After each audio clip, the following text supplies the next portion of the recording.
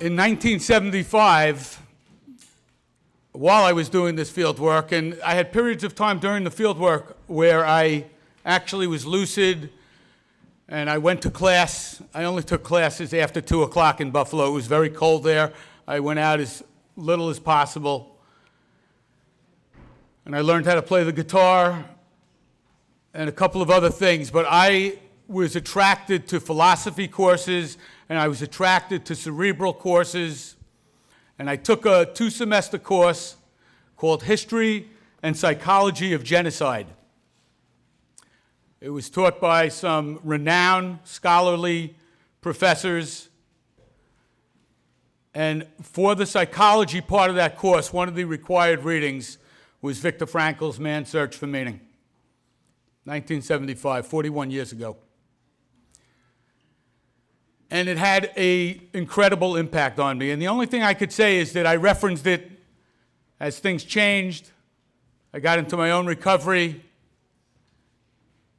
I continued to study and to talk about man's search for meaning. I did it in a very informal way. It was woven into the therapy that I provide. But when Rabbi Schoenbrook called me out of the clear blue, we don't know each other, I have seen his name on the Nefesh listserv. When he called me to speak at this conference, I was blown away. With the Yishchacha Pratis, the reality that it's Hashem that orchestrates this world. Hashem connects the people. It's a very, very strong, fundamental tenet of recovery that Hashem runs the world. And it comes from Yiddishkeit, as the 12 steps come from, as the 2 guys who were not Jewish who got together in 1935 and were the seeds to Alcoholics Anonymous. It's all from Torah. And if that has been stated today, I just want to reiterate it. And there will be some things that I'll talk about that will be somewhat repetitive, but I think they're important and they stand repetition. Fast forward from 1975 to 1994, in the middle of my tenure at Marworth, which today continues to be a state-of-the-art secular rehab, short-term rehab for drug and alcohol, and has branched out into other addictions, but primarily is known for treating drug and alcohol. If you know anything about rehabs, you know that there's a lecture every morning, generally, at a rehab. And the patients congregate, and my job, one of my jobs as the clinical director, was to provide a couple of lectures on this every month, every 6-week lecture series. And the lecture that I became most connected with was the lecture on spirituality. If there's one thing that connects addiction with Viktor Frankl and logotherapy, and Viktor Frankl's experience in the concentration camp, as I see it, it is the essential need for spirituality. Spirituality through pain, through suffering, and there's a tremendous connection with pain and suffering for the addict, for the alcoholic. And I'm going to add for the family member. Family members have a similar pain and suffering. So in that lecture, I spoke about these 4 types of people. I spoke about the religious person who had no spirituality whatsoever. They were void of each other. Somebody who practiced ritualistic behavior, who walked the walk, but did not have a connection with spirituality. I spoke about a person who had no spirituality, had no religion, but was very, very spiritual. And I had a lot of folks in the audience that identified with that. Many people that come to a rehab have had some religious background, some very, very serious religious training from all different religions. And through a whole bunch of experiences were turned off to religion and yet had some spirituality. Some people in the audience had no spirituality and no religion. And then the fourth type of person that I saw in the world, and I mentioned to these folks that were in the rehab getting well, was the religious person who had spirituality. And as much as that was the focus for me, although I was not there to proselytize, I was there to teach people about recovery and to help people and to help the staff to provide the best recovery possible and treatment possible. If somebody was religious and could grow in their spirituality, or was spiritual and can grow in their religion, that was a very, very important part of the process. And it happens to people, not immediately, many people, but a lot of people that were religious, and I find this with Yidden, a lot of people that were religious and moved away and get well in the early days, and sometimes past the early days of their recovery, will return to a different type of Yiddishkeit, the type that includes things that they didn't have, and the whole practice and the whole gestalt of Yiddishkeit takes on a completely different meaning. And that's a bracha about addiction, because I fear to say a lot of those people would never have gotten to this level, this madrigas of connectedness with Yiddishkeit. It's very, very much in accord with Viktor Frankl, Man's Search for Meaning, logotherapy, and how pain can be a catalyst for tremendous growth, tremendous change. This is not new to Yiddishkeit. This is an essential part of Yiddishkeit. Midos, the Musar movement, is all about character refinement. And addiction is generally about losing character and violating values and being involved in behaviors that really are the antithesis of midos. And addiction ends in very, very tragic ways, as we know only too well, only too recently in this culture, in this community that we live in. So what I did and what I do when I talk about spirituality is I really try and focus and help people focus not on the nebulous, intellectual, kind of confusing term, the subjective term spirituality, because it means something different to everybody. It's so subjective. I ask people to look at, and I asked those patients during that time that I was at Marworth, and then when we went to the Otskin Center and we were involved in rehab, and Ruchama Klapman was a huge, huge part of that process in introducing me back to this community in 2001, taking me from clinician to talk about the Otskin Center. What I do is I ask people to look at what does it mean to be spiritual, to talk about an action. That's what midos are about. Midos are not an ideological phenomenon in my opinion. They are a concrete, tangible set of behaviors. And so with the patients, we would go through this exercise of identifying what it means to be spiritual, to behave spiritually. And I had a big whiteboard in the front of the room, and there were 70 people sitting, and I'd ask people to just throw out, we brainstormed, if you will, to throw out characteristics about spirituality. What does it mean? What's the behavior? And people would talk about honesty. People would talk about faithfulness. People would talk about loyalty. There were all sorts of characteristics of the spiritual person.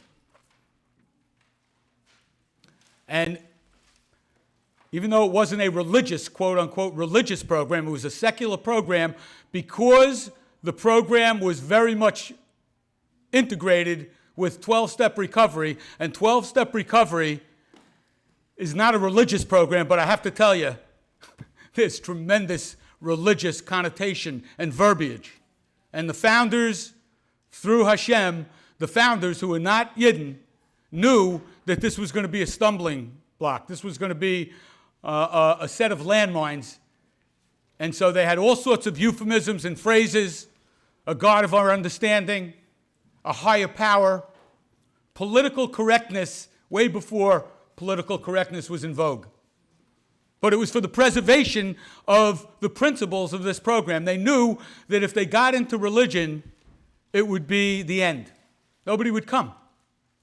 If they didn't make it anonymous, nobody would come. If they didn't use only first names, no one would show up.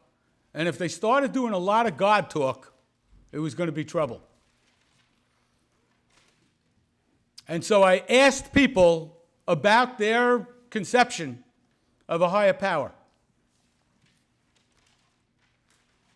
And I asked them, ultimately, towards the end of the lecture, why are you here?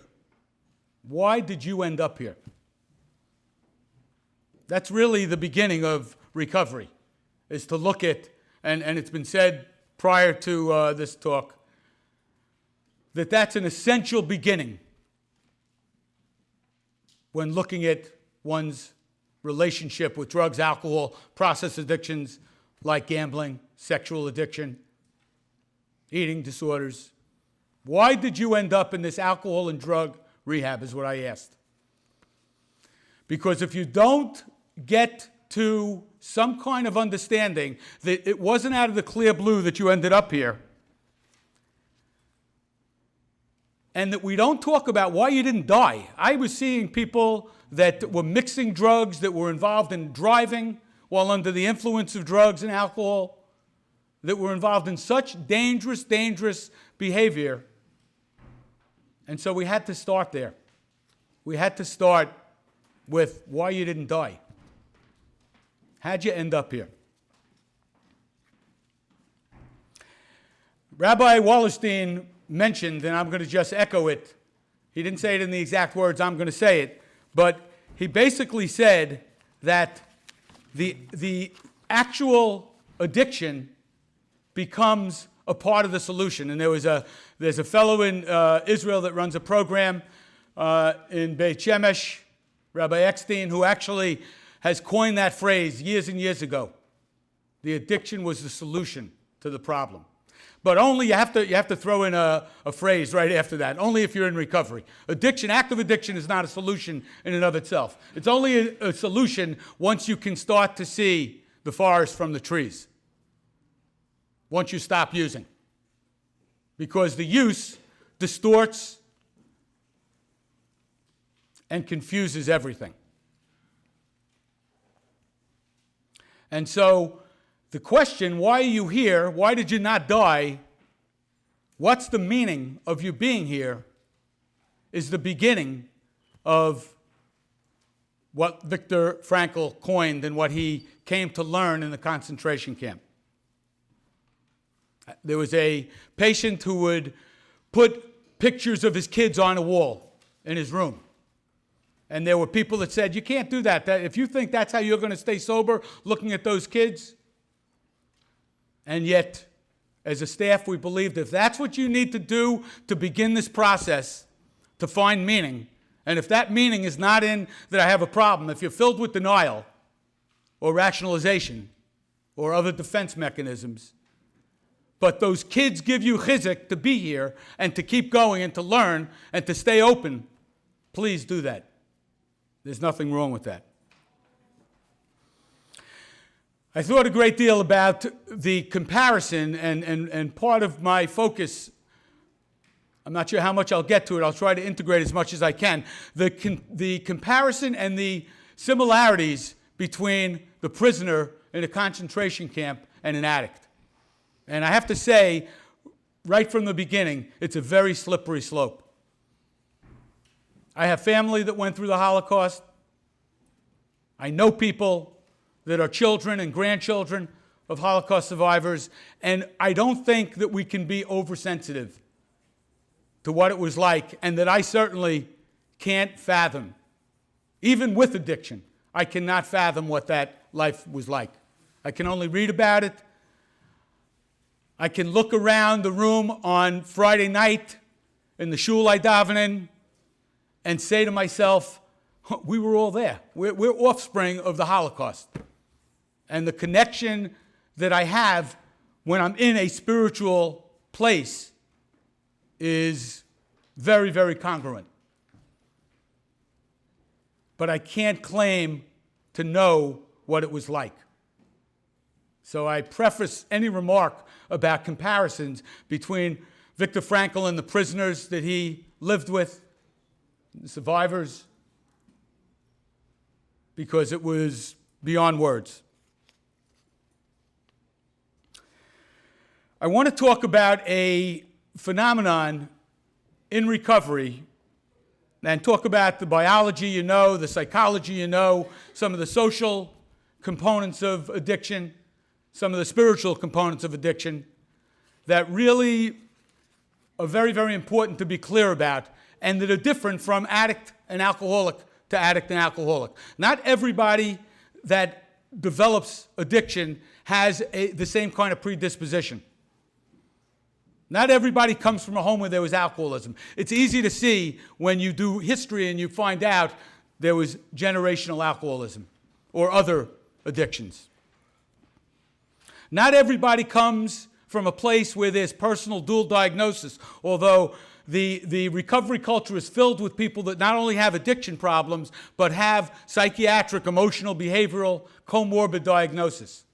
It's easy to see when you do a history and you hear there's a child, this adult sitting in front of you had intense social phobia and started to feel the effects of drug alcohol at a Shalom Zacher, at a bar mitzvah, at a wedding, and became a different person in being able to calm down and relax and talk to people. That person is and was a sitting duck for developing some kind of addiction. It's very easy to see when a kid grows up and the only goal he has is to please other people. And the stress and the focus is on everything other than what's good for me, that he may develop some kind of addiction. It's very easy to see when somebody suffers trauma and needs some way before they get into trauma treatment as a child, as an adolescent, as an adult, needs some way to soothe that horror, that addiction is a likely, but not always a definite, a likely antidote, and certainly not healthy. So we developed years ago this disease model of alcoholism and drug addiction. And the problem with the disease model for many people is that until you really understand what it is, it can be construed as an excuse and as a way out, as a justification. I have a disease. What do you expect? I have to drink this way. Everybody would drink this way if they had what happened to them happen to me. But that's not the disease model of addiction, of alcoholism. That's a misconceived misnomer. The disease of addiction talks about the etiology and how people gravitate to and develop these conditions. And I have to tell you, as damaging as some of the stories are, if you do this work, there are people that come from very high-functioning families and are very high-functioning, particularly in the early stages. In the early stages of chemical dependency, it is very tough to see who's who. In the late stages, a little child can tell you who's got a problem. When I was driving with my parents, beginning 1960s, through the Bowery, which doesn't even, it's called the Bowery, but it's so different than it was in the early 1960s, and I saw these Skid Row men, didn't see women in the 1960s, and it was July, because we went to visit family members in New Jersey from Queens, and lo and behold, there were these men with old, filthy, beat-up, heavy coats in July with paper bags and bottles, and somebody said, oh, those are alcoholics, somebody that didn't mean any harm, somebody that said that just because they were misinformed, one of my parents. My parents are very educated people, but we didn't have alcoholism in our family that I knew. And so that was my conception of what is an alcoholic. When I saw commercials for the Rockefeller Institute somewhere around 1965 on television, and there was a big hypodermic needle in the commercial, very naturally I connected shooting drugs with addiction, that word addiction. Most people that have addiction don't shoot drugs. And most people that have problems with alcohol don't end up in that late stage Skid Row picture that I saw. So the stages of addiction are very, very important. What's germane is that the disease starts very individually, and it's nobody's natural being. It is not something that people go out to accomplish. And I think Rabbi Wallerstein mentioned this in some of his discussion with adolescents. Nobody wants to become an alcoholic. Nobody says, I'm going to become an alcoholic, develop a problem with alcoholism. It's something that happens to you if you have the right susceptibility, if you have the right ingredients. Some of them are biological, some are social, some are psychological, some are a nice mixture. And I drink. You have to drink to develop alcoholism. You can become a dry drunk. You can have a lot of traits of alcoholism that probably are parallel to family members of alcoholics without drinking. But you're not going to become an alcoholic. You're not going to become an addict of drugs unless you start using drugs. The piece that people don't get, and that we need to do the best we can in teaching, is that although one who becomes alcoholic or addicted didn't start out and consciously go to develop that problem, that person is responsible and accountable for every ounce of their behavior during the addiction and obviously after the addiction. Being responsible and accountable, which kind of usurps the whole idea of, well, I'm justified, it's an excuse. So those are concepts that are at odds with each other. There's a dialectic there, if you will. Not being the cause, not creating the initial propensity for the addiction, but being responsible for the outcome and for all the behavior that goes along with it. How do you make sense out of that? Anybody? Anybody have any ideas about that? How can it be that I can't be blamed for getting it, but I'm accountable and responsible for all the stuff that happened? And I need to clean up the wreckage of that history if I'm ever going to remain abstinent. What happens dialectically is, as with all dialectics, there's a thesis and an antithesis, an idea and then the opposite idea, and it leads to, in this case, a tremendous synthesis. And the synthesis is this recovery, this responsibility for recovery, and this need to get to the bottom of recovery. What's the definition of an alcoholic, of a drug addict? There are many. There are clinical definitions. There are folklore definitions. There may be definitions throughout the rooms of Alcoholics Anonymous, Narcotics Anonymous, all the other 12-step programs. I subscribe to a very simple definition of addiction. An addict, an alcoholic, whatever euphemism you want to use to call that person a problem drinker, is somebody in whose life alcohol and or other substances has been creating problems. And I'll go further and say problems need to be equated with the process of loss, of losing things, of consequences related to the drinking and drugging. People that are social drinkers, and I have to tell you, in my experience, the world is far more filled with social drinkers and non-drinkers than with alcoholics. Sometimes people listen to somebody like me and imagine immediately, this guy probably thinks that anybody who picks up a drink has a problem. Couldn't be further from the truth. It's a way of losing credibility when professionals are on witch hunts and everybody has a problem. It's not true.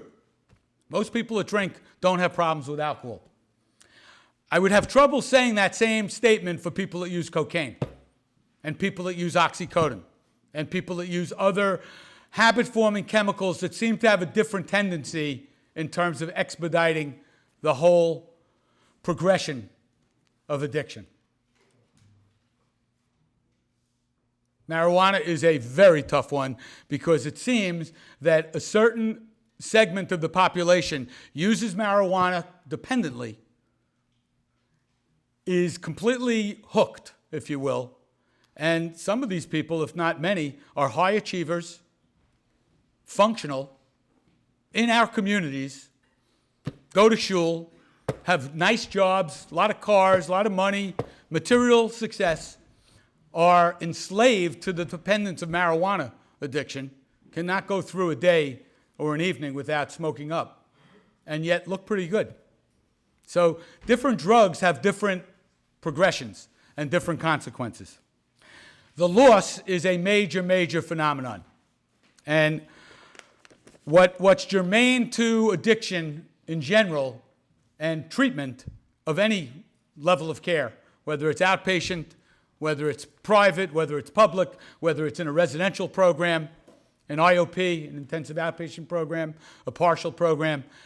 What's germane, what is similar in the beginning, is helping somebody to connect their loss, is helping them to connect and to identify and to really disband with the defenses that protect this loss and rationalize it and justify it and excuse it.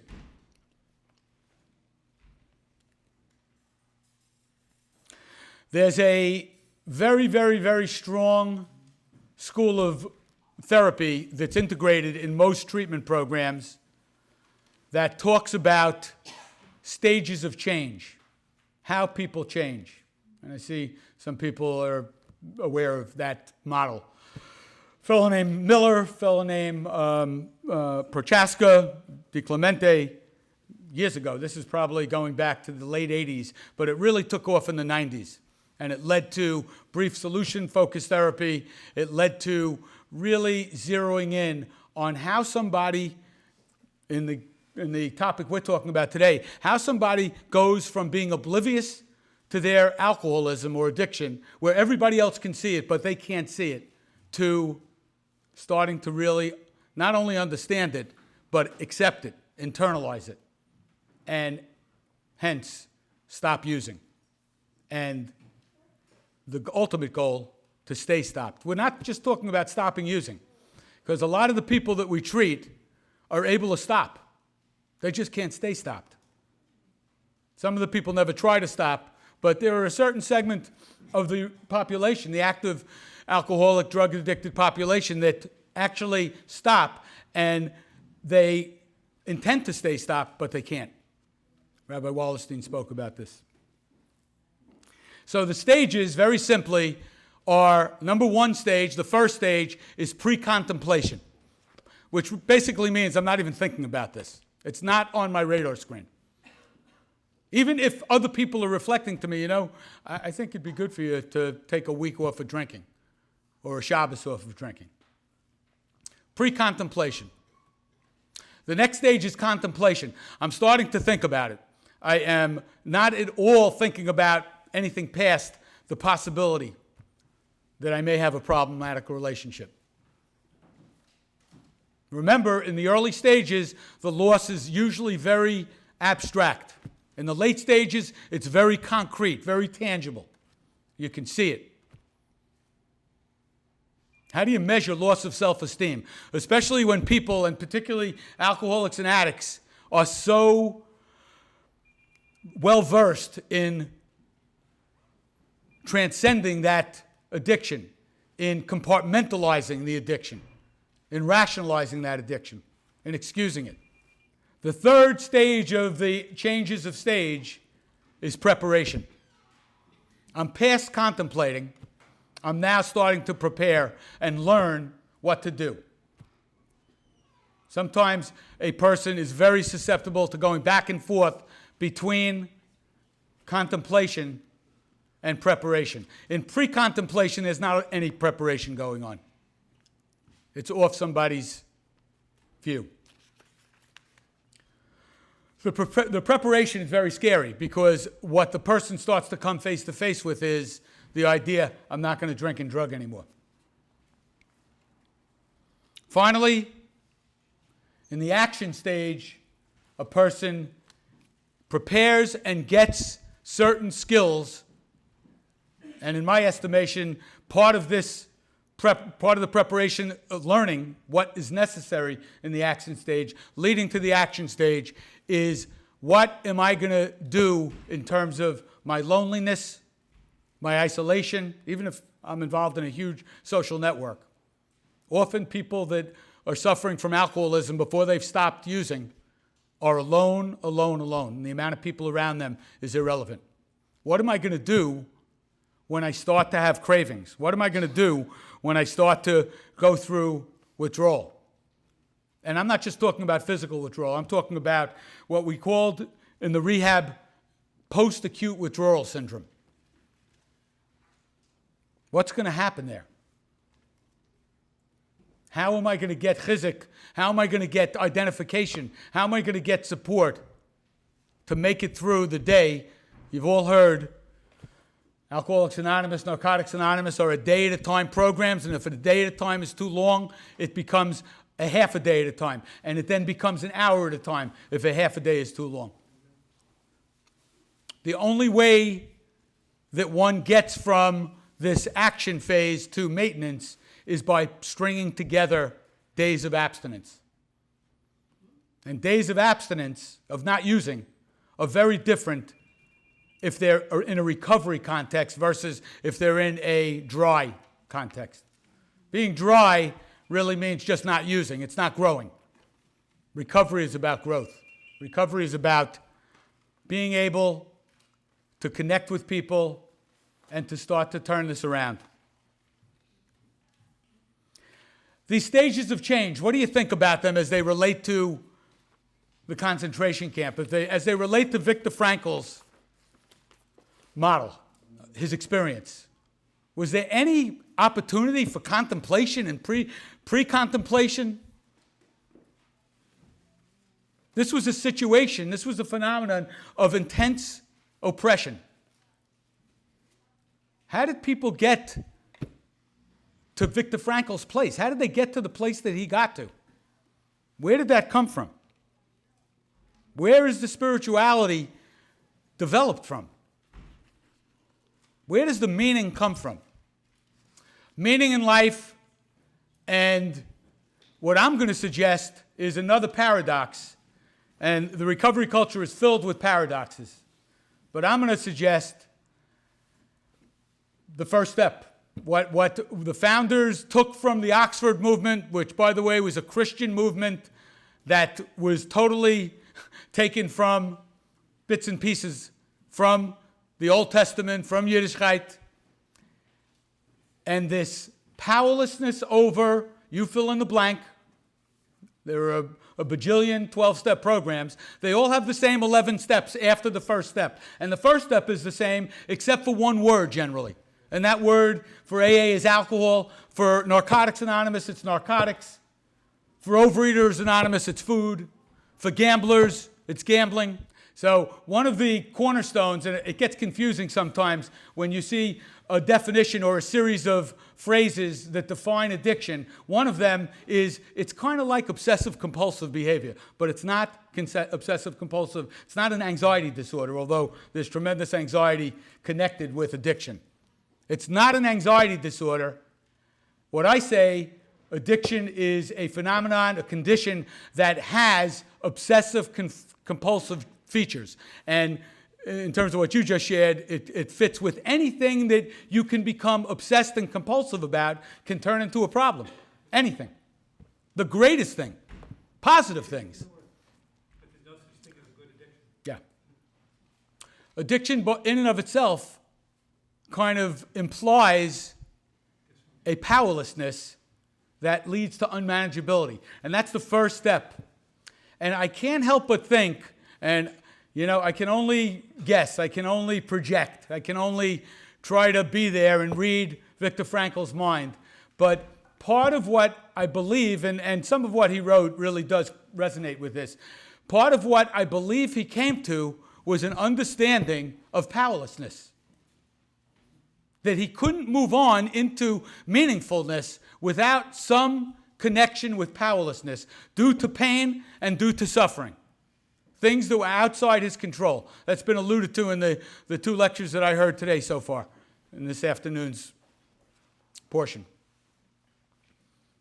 So that's a major part of the 12 steps, and particularly the first step. So I'm going to read you a couple of quotes that I think they're quotes from Viktor Frankl, but they are so parallel to what happens with addiction and people in their own prisoner status in their own concentration camps. Everywhere man is confronted with fate, in the final analysis, it becomes clear that the sort of person the prisoner becomes was the result of an inner decision, not the result of the camp influences alone. The camp didn't change. It probably got worse, if anything. The torment, the torture, the inhumane treatment got worse. Viktor Frankl is who changed. And the people that he came in contact with. And again, another very important part, I believe, of the phenomenon of logotherapy and particularly man's search for meaning and his experience in the camp. This experience was connected with other people. This was not something done in an isolated way. You can daven and daven and daven and meditate all day long, and there's got to be a connection with people to make this happen. Obviously, we're going to get to it. The end of the story of these 12 steps is the 12th step, and I will speak at length about the 12th step, but the 12th step is all about finding meaning through what Rabbi Wallerstein typified at the end of his talk, helping other people. That is the 12th step. Having had a spiritual awakening as a result of these steps, we continued, I'll read it to you verbatim. We continued to practice these principles in all our affairs. And it's worth highlighting. Having had a spiritual awakening as a result of these steps. As a result of these steps, we carried the message to other alcoholics, other gambling addicts. It's the same in every program. Other recovering people, or people that needed to be in recovery, and practice these principles in all our affairs, which really talks about continuing to grow and do mitos, not just in the dissemination and the ability to be there for other addicts and alcoholics. You can't just go on 12-step calls and help people that are in the throes of addiction and then go to the supermarket and yell at the cashier person when they're taking too long with the person in front of you. It doesn't fit. It's not consistent. There's got to be a consistency. And at the same time, people are not perfect. So this is the work that people can do. But they can't do it if they're addicts and alcoholics or active family members that are involved in the enabling and the taking care of others at the expense of themselves. You can't do this as an active person. You need to be working on stopping that behavior. I don't know how Viktor Frankl came up with this. I think some of it is straight from Hashem, but I believe there may have been a contagion with this. I believe if he was able to pass this on, it would touch other people and they too could pass it on. The words frequently came to my mind after becoming acquainted with those martyrs whose behavior in the camp, whose suffering and death bore witness to the fact that the last inner freedom cannot be lost. It can be said that they were worthy of their suffering. The way they bore their suffering was a genuine inner achievement. It is this spiritual freedom which cannot be taken away that makes life meaningful and purposeful. An addict who gets into recovery and spends most of their life as an active addict and a very limited amount of time as a recovering person would not trade anything. That time in recovery is really what life was about. And the time before recovery, unfortunately, and we can lament over this, was preparation for recovery. The way man accepts his fate and all his suffering it entails gives him ample opportunity, even under the most difficult circumstances, to add a deeper meaning to his life. There are many, many treatment programs for addiction that are called choices. If you look around, go through a phone book, you will see that choices is a very popular word. Turning point is another popular title for rehab. But I want to focus a little bit about choices and decisions and ask you to think about how that happens. How does somebody come to the realization, I've got to do something about this? How do they come face to face with this? What have you seen in your practices? What have you seen in your shuls? What have you seen in your yeshivas? How does it work? Because I said people don't wake up one morning and say, I think I want to go to my first AA meeting. It happens, but it's a very, very exceptional situation. As clinicians, one of the most important tools that I learned a long time ago, and it's easier said than done, but if it becomes a model and a framework that addiction, alcoholism, compulsive behavior that becomes problematic generally does not happen in a vacuum, then part of our role as clinicians is to coordinate this system. And so often I find the addict, the alcoholic, is not going to get well first. That's why programs like MASK, that's why programs that are family-oriented, that's why drug and alcohol family programs that will provide treatment for family members, regardless of whether the addict is interested in coming. That's why 12-step program of Al-Anon and Nar-Anon and Families Anonymous and other family-oriented, parent-oriented experiences are essential in this process. We can't wait for the addict or the alcoholic to want to get well. That's why interventions happen. Sometimes interventions are looked at as a quick fix, a painless way to help somebody, to intervene and help an identified addict, alcoholic, to get to the right place, to get to treatment. The reality is, those folks need to do work, even when they hire an interventionist. Anybody who's going to be involved in an intervention without doing a significant amount of pre-intervention work is probably looking for a Band-Aid. And it's generally not going to do the trick. For those of you who are familiar with intervention, the intervention's about the family. The alcoholic, the drug addict is an important part of the family system, but a successful intervention is not predicated on whether my husband or my wife or my kid gets into treatment. It's really predicated on whether I continue to practice the tenets of recovery. If I have therapy to do, that I get in and I do the therapy. If I need to do it with my spouse, we do it together. That's a successful intervention. So I'm going to just quickly go through the 12 steps. The first step is about powerless and unmanageability. Admitted we were powerless over, you fill in the blank, and that our lives had become unmanageable. Came to believe that a power greater than ourselves. That's an action step, but it's an admitting, accepting step. And the next two steps are higher power oriented. They're about coming to believe that a power greater than oneself can help recovery, can restore us to sanity.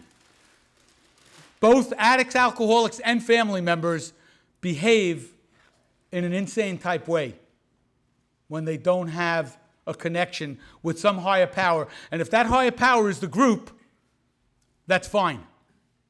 If you have trouble or you have a patient who has trouble with God, that's okay. It doesn't rule you out of being ready to be helped. Step 3, came to a decision to turn our will and our life over to the care of God as we understood Him. Again, it's a higher power step that involves some kind of reliance on something, somebody outside myself. Step 4 and 5 straight from Yiddishkeit. We do this every day. We do it particularly intensively during Elul, leading up to Rosh Hashanah and Yom Kippur. Moral inventory, tshuva. The Rambam has volumes. Hilchos Tshuva is a handbook for the fourth and the fifth step, as is the big book of Alcoholics Anonymous, which speaks specifically about the connection between resentments and a moral inventory. So often, my moral defects of character, my traits, are initially based on resentments I have towards other people. So the fourth step is about writing that out thoroughly, not in a half-hour sitting, but over a period of time, under the guidance of a sponsor. We'll talk about a sponsor in the 12th step. The fifth step, which goes with the fourth step, you hear fourth and fifth step together often, is about telling it over. It's not enough to write it out. You need to say it, not just to another person, admit it to God, to another person, and to ourselves, the exact nature of our wrongs. Incredibly important. I don't know if this fourth and fifth step was so germane in the camps. It may be something that people did introspection about as they were finding meaning, as they were relating to other people, as they were helping other people find meaning.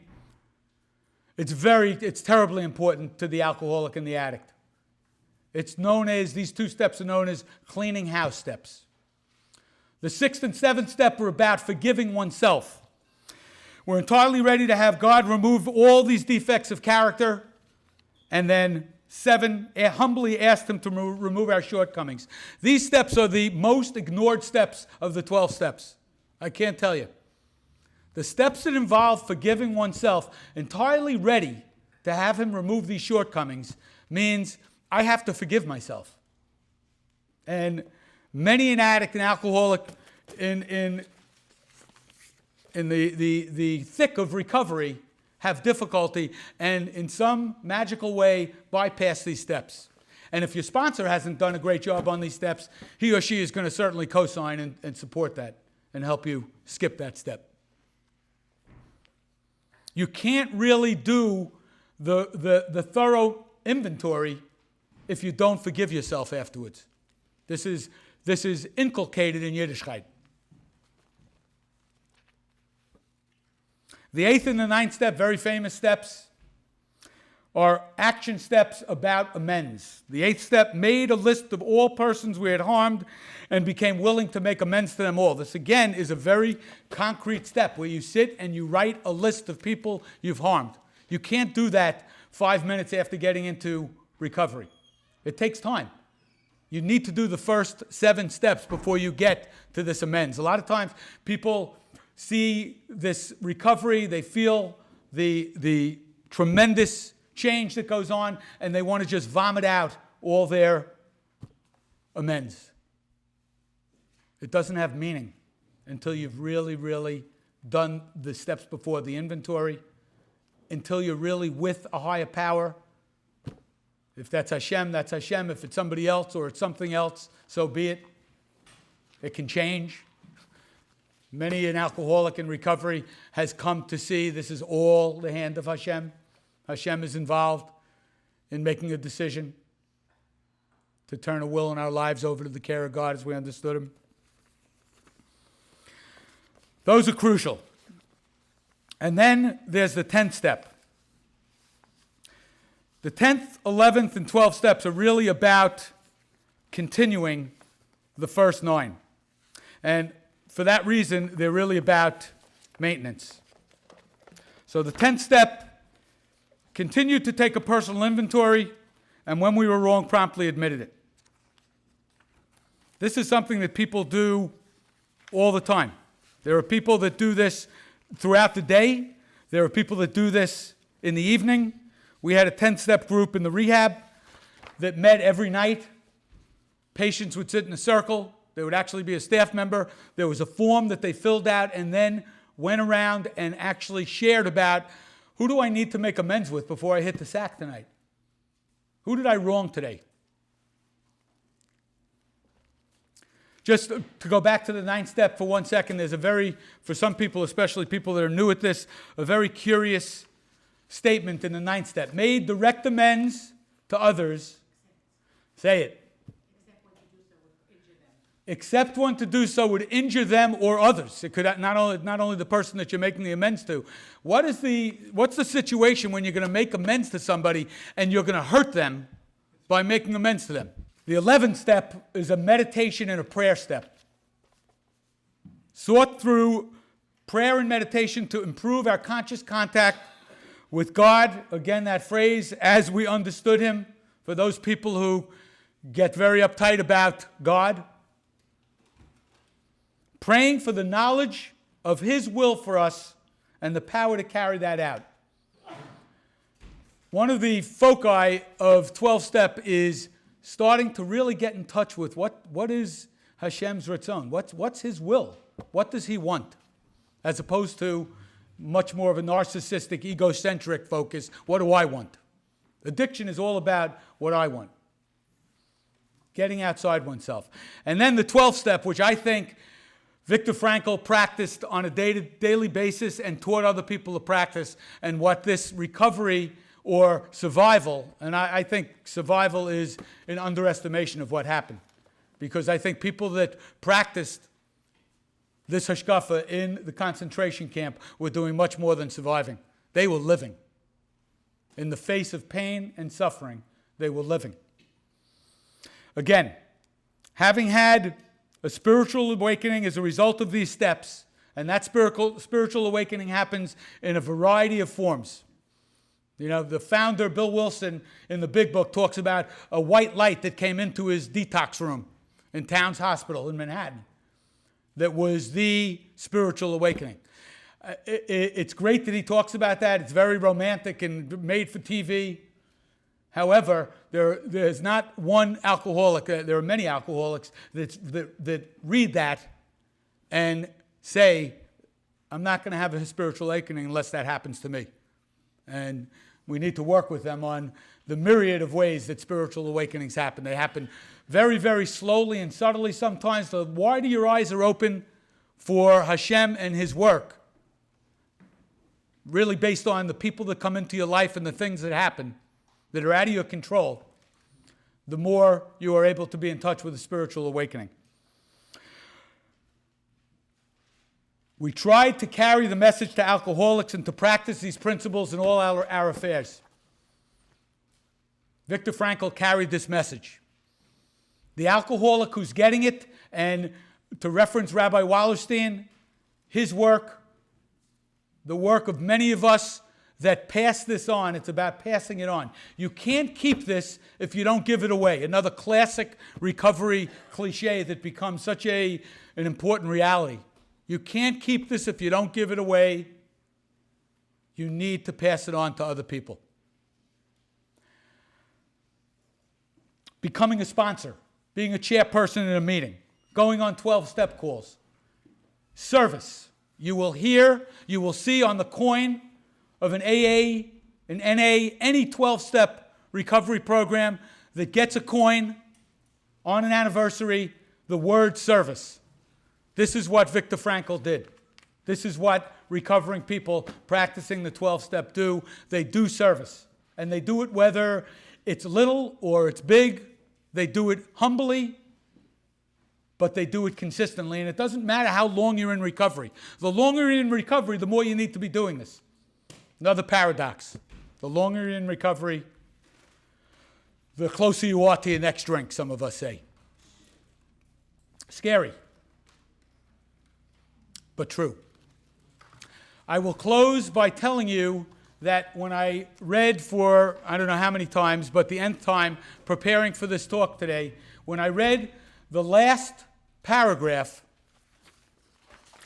of Man's Search for Meaning, the second part on logotherapy, when I read the last paragraph, I saw something that just, I had never seen it before. I didn't connect with it before if I did see it. But again, Hashkacha Pratis, a paragraph I want to read to you. Our generation is realistic, for we have come to know man as he really is. After all, man is that being who has invented the gas chambers of Auschwitz. However, he is also that being who has entered those gas chambers upright with the Lord's Prayer or the Shema Yisrael on his lips. Page 135 in my edition of Man's Search for Meaning. The Lord's Prayer? Are you kidding me? Where does Viktor Frankl come off referencing a prayer that is so synonymous with the 12-step culture that was typified, was created about 10 years after the first AA meeting? Rabbi Akiva said the Lord's Prayer. So there are various I have come to learn, but that he referenced the Lord's Prayer, I mean, that was the whipped cream on the cake when you asked me to be involved in this conference. That Viktor Frankl is referencing a statement, grant me the serenity to accept the things I can't change. You apply what all the different scenarios in one's life that they can't change. The courage to change the things I can. The ability to find recovery, to take the cues of people around you, whether they be family members or Ravs or friends or employers or probation officers, it doesn't matter who. To change the things I can and the wisdom to know the difference. I really appreciate your attendance and thank you again for asking me to speak.